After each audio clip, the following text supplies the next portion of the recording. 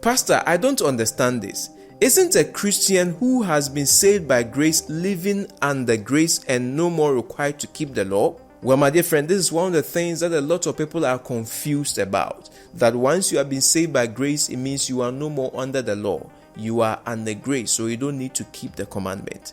But funny enough, when people ask such questions and you ask them, so in that case, do you then steal? Do you worship other gods? Do you commit adultery?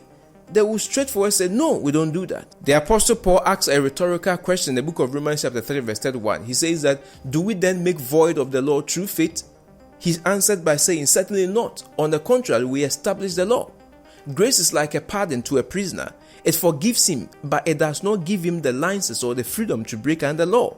The forgiven person living under grace would actually want to keep God's law in his or her heart as a gratitude for the free salvation that he has received or she has received.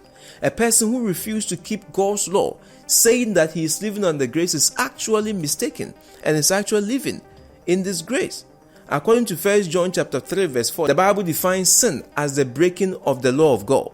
And in Romans chapter 6 verse 14, the Bible says that sin shall not have dominion over you. Why? Because you are not under the law, but under grace. So sin is a breaking of God's law. And once you come under grace, you don't live in sin anymore. So you keep the 10 commandments of God, not by your power, but by the power of the Spirit of God, who is living and operating inside of your heart. The Bible says, you shall know the truth, and the truth shall make you free. If you have any question or a follow-up question to this one, you can send it to our WhatsApp number on the screen and you will receive an answer. Shalom.